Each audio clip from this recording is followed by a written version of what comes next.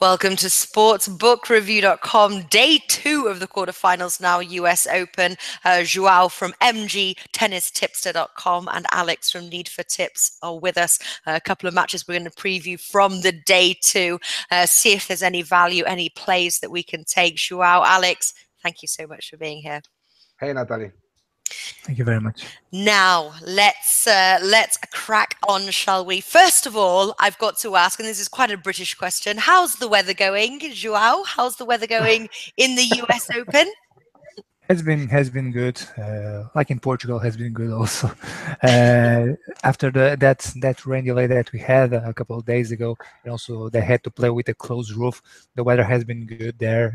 It's not expecting any rain today, if I'm not mistaken. But even if it rains now until the end of the tournament, it won't affect the matches in terms of being played or not, because they're always playing in the Arthur Ashe Stadium. So we won't have any matches on the other courts, and the Arthur Ashe has a roof. The only thing that can affect is the game conditions, but I think that's not expecting any rain for the next couple of days. Yeah. And now, obviously, we've got 2 great matches. We'll start on the men's side here.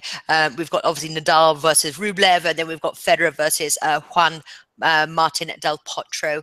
And just looking, I don't know if these are even correct here. Outright bettings to reach the finals: Nadal 1.88. He's a massive favourites there, 1.1 against Rublev. And then we've got Roger Federer 2.1. Are these odds correct, or have they not been updated? Yes, they are correct. Yeah, correct, because they can play each other.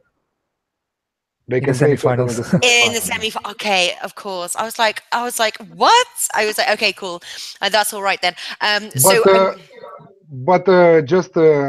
think that everyone saw the match of Del Potro yesterday with Dominic Thiem. Del Potro started the match ill. He was ill, totally, and he lost the first 2 sets, 6-1, 6-2 against Dominic Thiem. In the first set, they gave him some pills to recover, and after that he came back from 2 sets down to win the match 3-2 after 4 hours and a half. It was an incredible. I think that it was the most saved 2 match points. the saved best 2 match points. 2 match points saved. I think that it was the match of the tournament so far, from my point of view. Incredible game from both sides, but incredible how a player can start ill and come back from 2 sets down in front of a great player. Dominic Thiem is not Rublev, or he's not other kind of how to say Carreño Busta or whatever. I think that Dominic Thiem is top class right now. I think you're asking the wrong question. I think the right question should be, what was in those pills to make him win those 2 sets? For sure, it was not something that also Sharapova was consuming last year. Send some my way. They look like they'd be great to get over an illness. Okay. Tell me from where you are buying those. I want some too. Exactly. Okay, listen. Let's crack on. On the men's side here, the value plays. Alex, what have you got? Del Potro versus Federer. I think that it will be a great match if Del Potro will be at his 100% in terms of illness, but I think that those magic pills will put him back on his feet. So I am seeing a long match, and you know that Federer struggled in the first rounds. Okay, after that he has some easy matches, but I think that this is his toughest opponent till now, and I think that it will be a long match, at least 4 sets in the match, and I'm going to play over 37.5 games in the match, priced at 2.05. All right, long match. Have you got anything for Nadal versus Rublev, or just focusing on that game? Yeah, Nadal at this US Open Grand Slam, I think that he wasn't at his top level, and anyway, it's not his favorite court. It's not. He loves, as we know, Roland Garros, but he started to play his best tennis all over the courts. So even though he struggled, I think that he will win this match, but not without problems. So I think that I will take Rublev at plus 8.5 games on the Asian handicap at 1.75. All right, interesting. Going over to Joao now. Have you got value plays for both matches, or are you just focusing on one? On the match between Nadal and Rublev, I'm very curious to see how Rublev is going to play. I think that if Rublev handles the situation well, he can create problems to Nadal because Rafa always struggled against hard hitters like Rublev, and the Russian is one of the players who can hit the ball strongest on the ATP World Tour, despite his age. And I think that if he can handle the situation, he can create some problems to the Spaniard. But it's a match where I would prefer to see how he plays. And if taking anything besides what Alex mentioned on the spread, the plus 2.5 sets handicap might also be an interesting approach if he can handle well the situation. But I think that the biggest opportunity is on the Federer versus Del Potro match.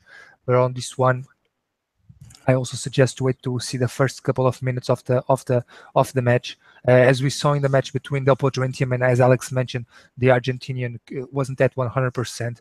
It was obvious in the first games of the match. He had a terrible body language. He was barely moving, but somehow during the third set he raised his level. Thiem was also responsible in big part for his defeat. He served for the match. He made a lot of unforced errors, and he allowed Del Potro to come back to the match, and was a very good match to see. It was almost like a Davis Cup match because the Argentinian crowd there can be crazy, and Del Potro loved that and said that's the crowd and the fact that he had so many people supporting him was the reason why he didn't retire.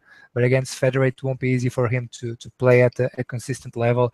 And although Roger hasn't been at his best on this event, he's a very tough opponent to beat. Even if this goes to a fourth set, I believe that at least one of the sets Roger can win it by a large margin because Del Potro will have to manage his physical conditioning. And if he starts to lose one set, like we saw against Thiem, he can lose by a big margin. So Federer's -6 on the spread at 2 on Pinnacle. I think it's a pretty decent approach because Del Potro won't be able to maintain a consistent level every set. But if you want to wait for the first couple of minutes of the match to see how Del Potro is, his body language can be also a good approach to see if he's really struggling with some physical problems or if the pills are still making effect. Okay. I think that it was really good that I heard Del Potro at his press conference after the match with him, saying that this is his best match of his career till now, playing against Federer. He said that he is the legend, he's #1 in the history. So he admitted some the thing that I'm saying all the time, that no player like Federer will be from now on a long time. Yeah. Yeah, well, we've got newcomers coming up, but I know FedEx is definitely your team, FedEx. Let's take a look over on the women's side here: Pliskova versus Vandeweghe and Keys versus Kanepi. Any leans, any plays on the match there, Joao? I think that the odds on Madison Keys are extremely low for this match. I had a bet on Elina Svitolina to beat the American. She was very close from winning that match. She was leading by 4-2 on the decisive set, couldn't close it. And although Keys played extremely well, I don't think that she deserves to be such a huge favorite, especially because she's a player who can make a lot of unforced errors. And Kaya Kanepi is not an inexperienced player at this stage of the competition. This is already the sixth time that she's playing the quarterfinals of a Grand Slam event. Although she never won it, she can play very aggressive tennis. She's a tough opponent to beat. She's very experienced and has nothing to lose on this match. And I believe that Kaya can create some problems here. The spread is extremely high, in my opinion, on the player from Estonia. We can find it the plus 5.5 games at this moment, around 1.80. That I think that's a pretty decent approach, since Madison shouldn't be such a huge favorite due to her inconsistency and the fact that all the pressure is on her side. Yeah, I agree with you there, actually. What do you think about that match, Alex? I have written on my paper exactly Kaya Kanepi plus 5.5 on this Asian handicap at 1.8. We have the same approach for this one. I think that it will be an interesting match, given the fact that Kaya arrived till here after. Okay, she missed a lot of tourneys. She didn't play a lot this year, but I think that arriving here is giving her a lot of confidence. She has a boost of confidence reaching the quarterfinals again of a Grand Slam. But I think that she will put a lot of problems to Madison Keys, and it will not be a surprise if we see her beating Madison Keys. But let's not risk, because 1.8 is enough value for plus 5.5 on the Asian handicap. Yeah, all right. And then the other match, obviously, Pliskova versus Vandeweghe. Anybody playing that match? Yeah, direct victory. Pliskova to beat Vandeweghe at 1.6. Pliskova is way too experienced for Coco. Coco with a lot of unforced errors in a match. So I'm going with the experienced. I think that Pliskova will remain #1 in the world.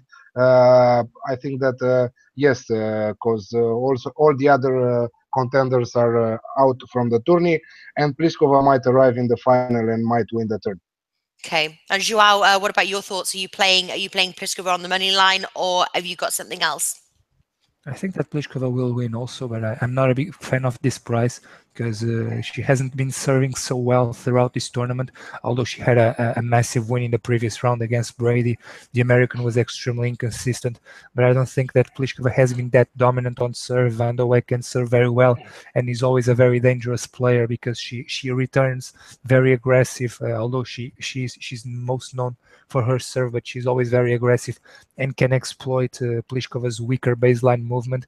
I think that waiting for an in-play opportunity, you should be able to get a better price on this match, because it won't be such an easy match for Pliskova, and you should be able to find that 1.8, 1.9 if Vandeweghe has a good start. Even if she wins, if she starts on serve and wins the first service game, you'll find a better price to get involved. And I think that one above 1.8 might get the risk for you to get involved.